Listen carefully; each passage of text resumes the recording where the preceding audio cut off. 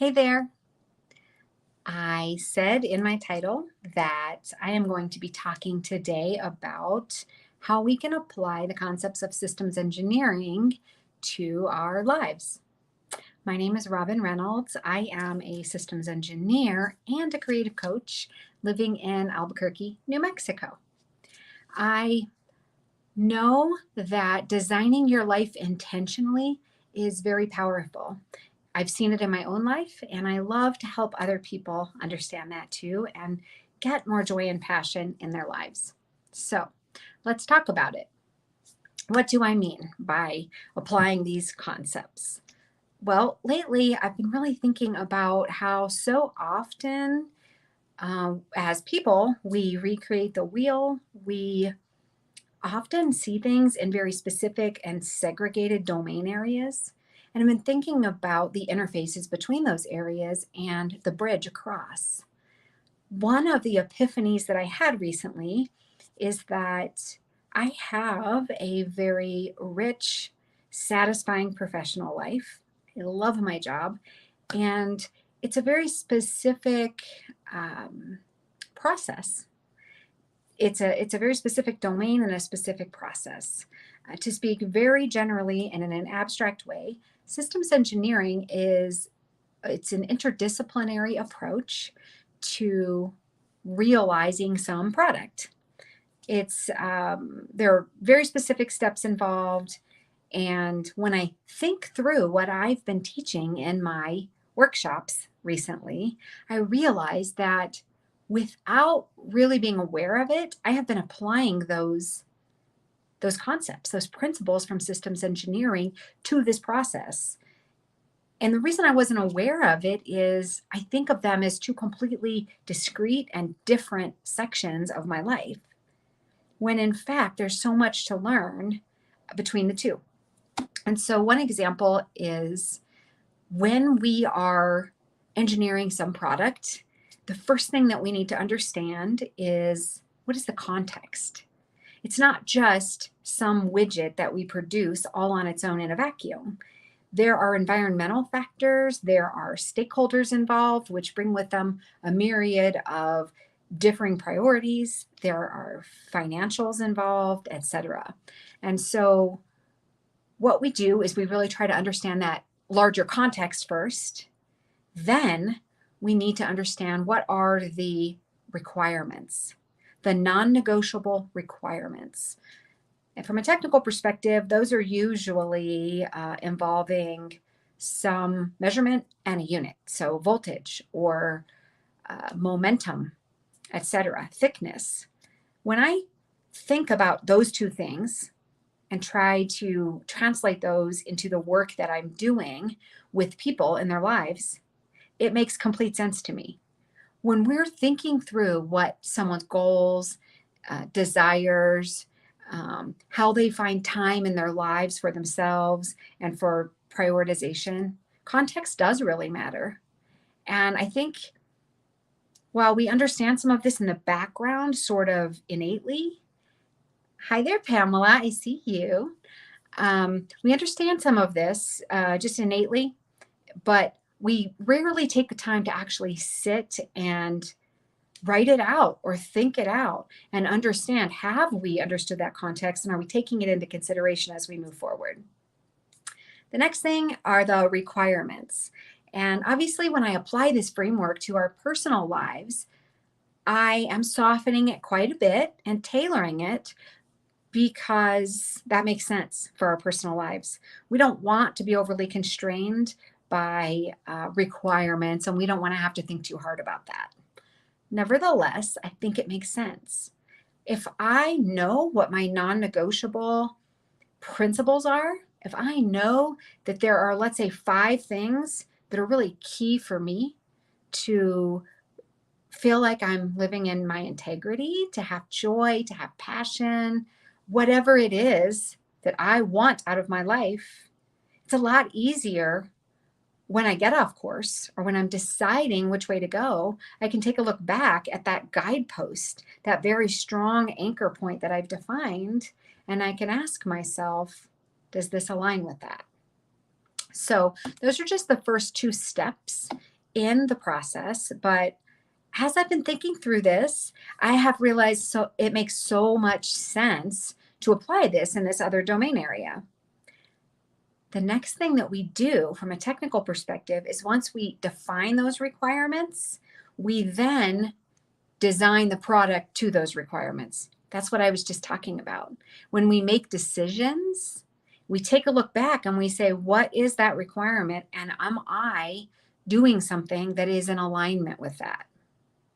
We have ways to verify, to test and validate some of those requirements when we're talking about systems engineering. I think the analogous process for that in our personal lives is a constant or at least continual on some regular basis, looking back and aligning, iterating, not over engineering. And what I mean by that is if I define what I think I want to do in my life and get myself basically locked in a box, and I feel like I've invested so much time and energy into that thing, whatever it is, I will be very reticent to change course because I feel like I've already invested this time and I don't want to waste that. Whereas if I make decisions on a somewhat smaller incremental scale, aligned with those principles that we talked about, then I give myself a little more flexibility to move in the world. I can pivot.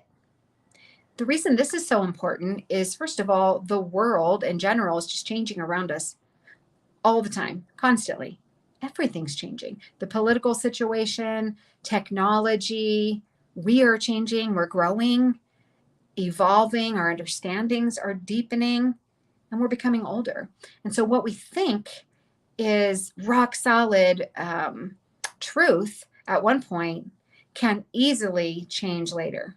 And I think if we get better at thinking through that and accepting that change and understanding that pivoting is just part of this process, then we make ourselves less brittle and less fragile in the world. That's a systems engineering principle. So one of the other things that really makes sense to me is when we apply systems engineering to a technical system, we do that across the whole life cycle. So even though we might want to produce that particular object, we don't just worry about how do we get that thing manufactured.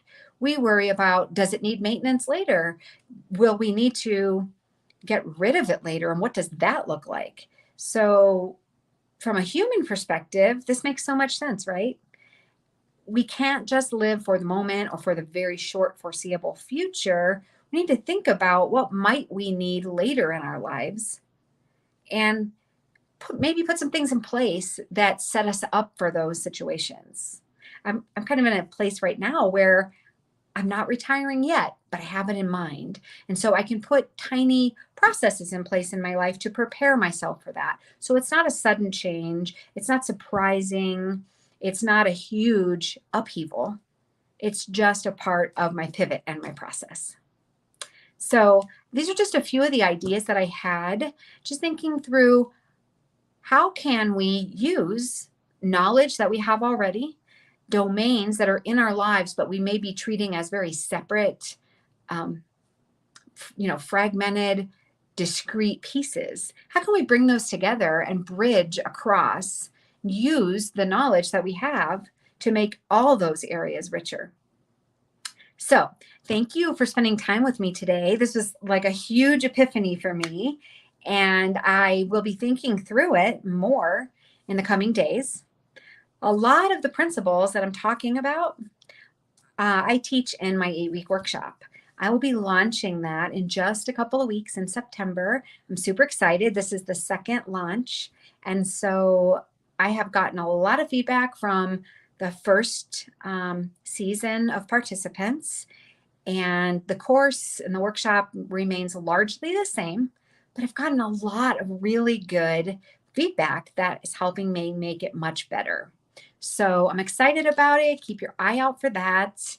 You can always head to my website and find out more information. It's scrolling down at the bottom about my workshop, about all the other things that I do in the world. and some artistic inspiration. That's the last piece that I'd like to mention today. All the work that I'm talking about that I do and that I help people do in my workshop, I use a creative process to walk us through that. And the reason that I think that is so, so powerful is a creative practice and a creative process can help to bring together your body, so your hands, your voice, if you're singing, if you're building something. It's really tactile ways that your body moves in the world. Sometimes that can be disconnected from our heart, our deep, deep desires and dreams that we kind of tamp down a little bit, and our intellectual side, where we think we know what makes sense. This is what we ought to do. This is how this works. I like to bring all those things together and really integrate those. And the best way that I found to do it is by using a creative practice, and the medium doesn't matter. So, wanted to let you know that's how those things connect. And that's what we're doing in my workshop. I'm really excited about it, and I can't wait to see you next time. Thank you so much for joining. And for those of you who might be joining on the replay, thank you as well. Bye-bye. Have a good day.